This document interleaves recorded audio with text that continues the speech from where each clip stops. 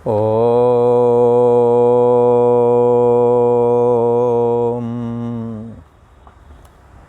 श्री योग वासिष्ठ के स्थिति प्रकरण में श्री वशिष्ठ जी महाराज बोले, हे राम जी, ये स्वाभाविक ही सृष्टि प्रकट होती है समय पर, और समय पर ही स्वाभाविक रूप से सृष्टि का अंत भी हो जाता है। एक समय से कोई भी जीव जन्म लेता है और एक समय पर शरीर क्रम से चलता चलता बचपना से कौमार, वो बालक शैशवावस्था से कौमार, यौवन अवस्था, जवानी, वृद्धावस्था, जरावस्था प्राप्त करता हुआ जर्जरीभूत हो जाता है। और जैसे ज्येष्ठ आषाढ़ की धूप से बेलें, हरी भरी बेलें जो हुआ करती हैं वो सूख जाती हैं, ऐसे ये शरीर भी सूख जाता है और गिर जाता है, रखने पर भी नहीं रहता। ऐसे ही ये सृष्टि स्वाभाविक जन्म और मृत्यु को प्राप्त हो रही है। श्री वशिष्ठ जी महाराज कहते हैं, राम जी, ब्रह्मा के संकल्प से ये सारी सृष्टि अपने कर्मों के अनुसार जन्म को धारण करती है और बाद में अपने कर्मों के अनुसार नष्ट भी हो जाती है। राम जी, जैसे चंद्रमा का प्रतिबिंब जब किसी बाल्टी में भरे हुए जल में पड़ता है तो जल जब हिल रहा होता है तो प्रतिबिंब भी हिलता हुआ भासित होता है, और जब पात्र का जल ठहरा हुआ होता है तब प्रतिबिंब स्थिर दिखाई देता है। जल के हिलने से प्रतिबिंब भी हिलता है। राम जी, तैसे ही आत्मा के फुरने से क्या होता है? आत्मा के फुरने से आत्मा कहीं फुरता है? फुरता तो मन ही है। तैसे ही मन के फुरने से आत्मा में कर्तव्य भोक्तव्य भासता है। जैसे पानी के चलायमान होने पर चंद्रमा का पड़ने वाला प्रतिबिंब पानी में, जो कि हिलना ना चाहिए क्योंकि चंद्रमा स्थित है तो उसका प्रतिबिंब भी स्थित होना चाहिए, परंतु पानी के हिलने से प्रतिबिंब हिलता नजर आता है, ना हिलता हुआ भी। ऐसे ही चैतन्य सत्ता आत्मा स्थिर है, उसका प्रतिबिंब ये सोने जागने वाली चेतना। मन रूपी जल तुम्हारे शरीर के अंदर भरा हुआ है। शरीर के अंदर में मन रहता है जो कि फुरनात्मक कहा गया है। ये तन क्या है? एक पिंजड़ा है। इस पिंजड़े में एक मन रूप पक्षी है या मन रूप पानी है। मन रूप पानी हिलता है तो आत्मा भी, हिलने का मतलब है सुखी दुखी होना। अनुकूल पद पदार्थों के मिलने का जो हिलना है वो सुख कहलाता है। प्रतिकूल पदार्थों के मिलने पर जो चित्त विक्षिप्त होता है, उसको दुख कहते हैं। मन के फुरने से आत्मा में कर्तव्य भोक्तव्य भाषित होने लगता है।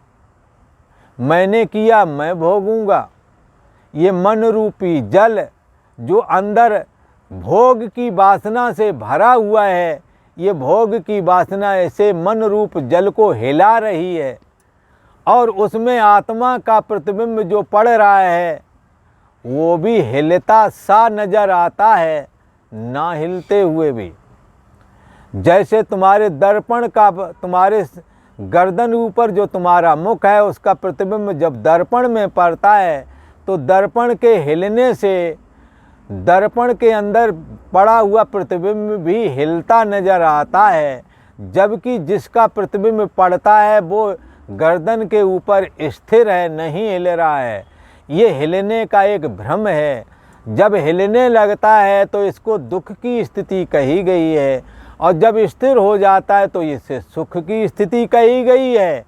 इस शरीर के अंदर मन रूपी दर्पण लगा हुआ है, उसमें आत्मा रूपी आत्मा का प्रतिबिंब मैं हूँ करके पड़ रहा है। ये मैं हूँ अनुकूल पद पदार्थ जब मिल जाते हैं तो मैं सुखी हूँ ऐसा अनुभव करता है, और जब प्रतिकूल पद पदार्थ मिलते हैं तो चित्त वृत्ति हिलने लगती है, तो मैं दुखी हूँ ऐसा अनुभव में आने लगता है, और मैंने किया ऐसा अनुभव में आने लगता है, मैं ही भोगूंगा ऐसा अनुभव में आने लगता है। मन के फुरने से आत्मा में कर्तापना और भोक्तापना भाषित होता है। वास्तव में कुछ राम जी बना नहीं है, आत्मसत्ता ज्यों का त्यों अपने आप में स्थित है। वास्तव में सब मिथ्या ही है। जैसे रस्सी में सर्प भाषित होता है, कैसा? रस्सी पड़ी है और मंद अंधकार में सर्प भाषित होता है। ज़्यादा गहरा अंधेरा हो तो रस्सी न दिखेगी, तो सांप का भ्रम कैसे होगा? सांप का भ्रम तो रस्सी में होता है। रस्सी कुछ थोड़ी मोड़ी तो दिखनी चाहिए, और थोड़ी मोड़ी तब दिखती है जब संध्या काल होती है। गाँवों में पहले लाइट हुआ नहीं करती थी, दिया जलाते थे, एक ज्योति डाल करके रुई की या कपड़े की बना के डाल देते थे, और वो तेल में डुबो देते थे, फिर वो जलाते तब दिखता था। कोई लाइट का वो मामला नहीं था। तो मंद अंधकार जब होता था, रस्सी टूटी फूटी ये पड़ी रहती थी जहाँ तहाँ, तो फिर मंद अंधकार जब संध्या बेला में होता है तो उस समय रस्सी की ऐंठन नहीं दिखती है, तो फिर वो गोल दिखने लगती है, अंधेरे में लगता है यहाँ कहीं सांप तो नहीं पड़ा है। ये इदम सर्पा ऐसा कहते हैं। तभी किसी ने कि उजाला कर दिया, बोले अरे ये सर्प ने इदम रज्जू, अरे ये तो रस्सी है। ऐसा भ्रम हो जाता है।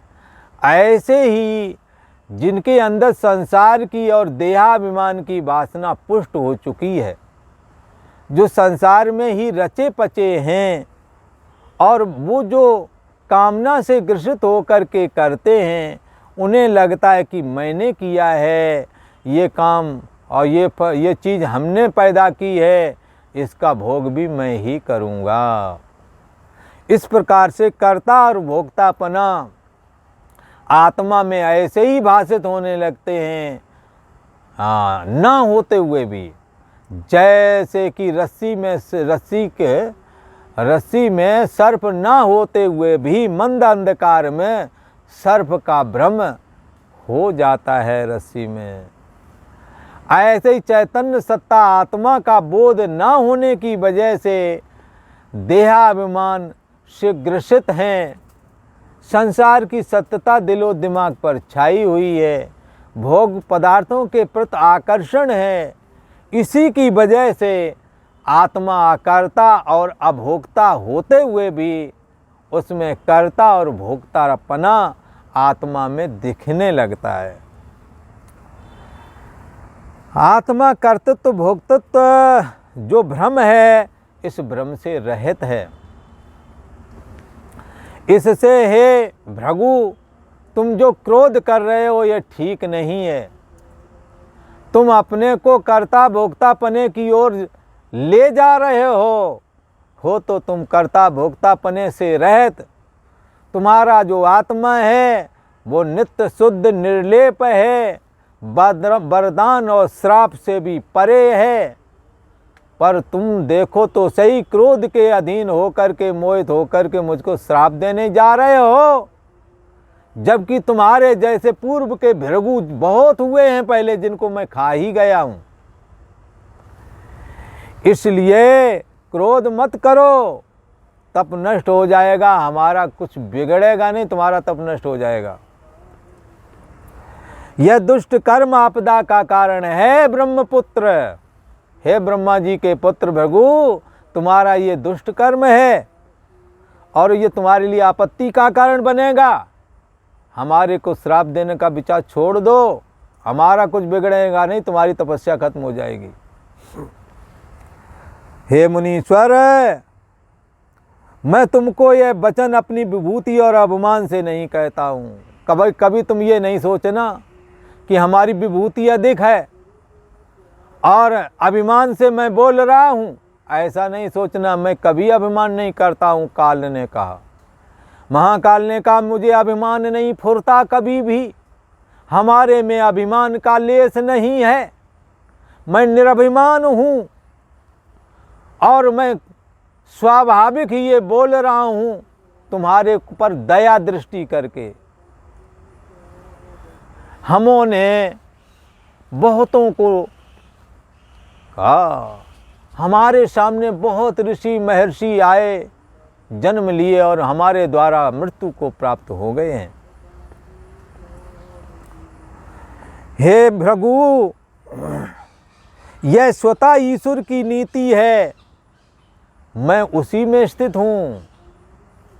महाकाल कह रहे हैं, ये ओंकार स्वरूप सगुण परमात्मा, ये उसकी नीति है आदि, मैं उसी नीति में स्थित हूँ, सभी उसी की आज्ञा के अधीन हैं। जो बोधवान पुरुष हैं वो अपने सुंदर शास्त्र सम्मत आचार विचार करते रहते हैं और परोपकार में लगे रहते हैं और हृदय में सुसुप्ति की नाई स्थित रहते हैं, अर्थात हृदय में कर्ता भोक्तापना की ओर से सुसुप्त रहते हैं। न उनके अंदर मैंने किया ऐसा भाव आता है और मैं ही इसको भोगूंगा ऐसा भाव भी नहीं आता है, अर्थात वो कर्ता भोक्तापने के भाव से रहित बने रहते हैं। तो अपने प्राकृतिक आचार को भी करते रहते हैं और हृदय में सदा कर्ता भोक्तापने से सुषुप्त रहते हैं। वह ज्ञान दृष्टि, धैर्य और उदार दृष्टि कहाँ गई तुम्हारी? वो ज्ञान दृष्टि, वो धैर्यता, वो उदार दृष्टि तुम्हारी कहाँ गई? जो शास्त्र में प्रसिद्ध है कि ज्ञानवान सम्यक ज्ञानी जो होते हैं, हाँ वो कैसे होते हैं? तत्व दृष्टि होने के कारण उनमें कर्ता भोक्तापने का, राग द्वेष का लेस नहीं रह जाता। हे भृगु, तुम क्यों अंधे की नाई मोह के मार्ग में चल पड़े हो? हे साधो, तुम त्रिकालदर्शी हो और इतना होने पर भी तुम हमारे को श्राप देने के लिए उद्यत हुए हो। तुम त्रिकालदर्शी हो, तुम एक बार सोचते तो सही कि तुम्हारा पुत्र हमने मारा भी है कि नहीं मारा है। व्यर्थ में ही हमें श्राप देने के लिए तुम उतावले हो चले हो। तीनों कालों की जानने वाले हो, तुम ज्ञान दृष्टि से देखो किसने मारा है तुम्हारे पुत्र को। तुम मोह को प्राप्त होते हो, तुम्हारा पुत्र अपने कर्मों के फल को ही प्राप्त हुआ है, किसी ने नहीं मारा है उसे। और तुम मूर्ख की नाई मुझको श्राप दिया चाहते हो। हे मुनीश्वर, इस संसार में सब जीवों के दो दो शरीर होते हैं। एक है हाँ सोने जागने वाली चेतना रूप जो ये मन है, एक तो ये शरीर है, तो दूसरा आदि भौतिक शरीर जो 3.5 हाथ का दिखता है। ये सभी के 2 शरीर होते हैं। आदि भौतिक शरीर अत्यंत विनाशवान है, नष्ट होने वाला है। 3.5 हाथ का शरीर जो दिखता है ये तो नाशवान है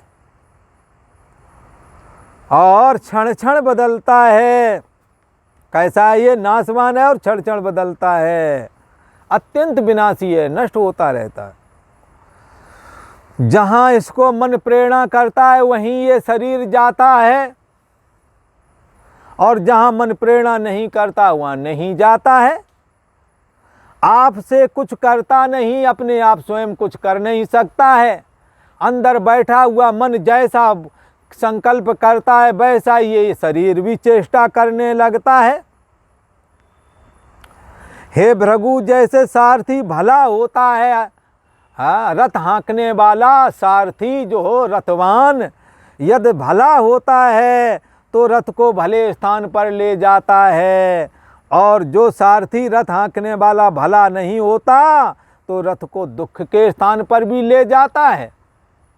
हाँ, ऐसे ही यदि जो मन शास्त्र संस्कार से युक्त है, सतशास्त्र का श्रवण जिसने किया है, जिसने सज्जन पुरुषों की संगत की है, जो ज्ञानवान है, तपस्वी है, भगवत भक्ति जिसने कर रखी है, जिसने सदा अपने कर्मों के द्वारा दूसरों के ऊपर उपकार किया है, ऐसा मन भला मन कहलाता है। और ये शरीर रूपी रथ का चलाने वाला ये रथवान सारथी यही मन कहलाता है, यही जीवात्मा भी कहलाता है।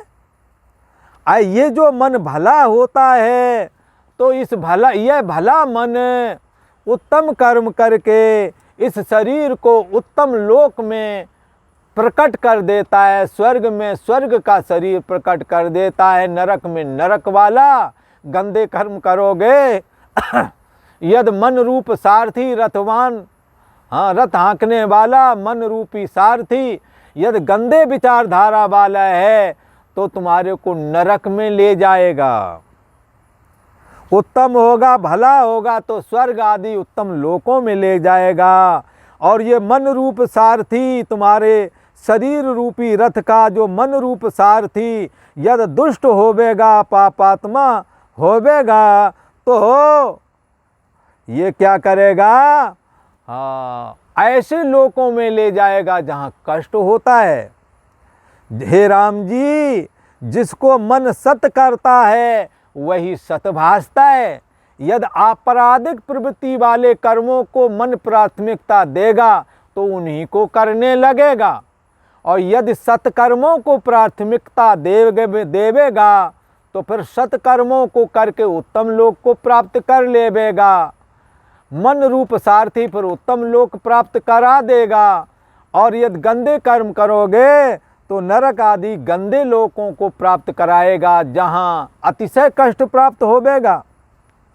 जैसे मिट्टी की सेना बालक बनाते हैं और फिर नष्ट कर डालते हैं, कभी उसे जब तक खेलना होता है बालक को तब तक वो मिट्टी की सेना को सत करके देखते हैं, और जब खेलना बंद कर दिया तो लातों से पैरों से मिटा करके भाग जाते हैं।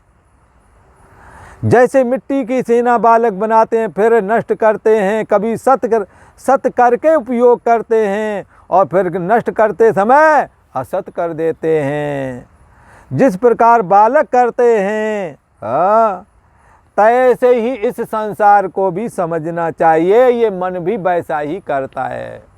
जब मन संसार को प्राथमिकता देता है तो इसमें आसक्त हो जाता है, अनुकूल और प्रतिकूल में सुखी और दुखी भी होता है। जब मन की प्राथमिकता हट जाती है, मिथ्यात्व दृष्टि का आश्रय करता है, तो इनके नष्ट होने पर दुखी नहीं होता है और प्राप्त हो जाने पर सुखी नहीं होता।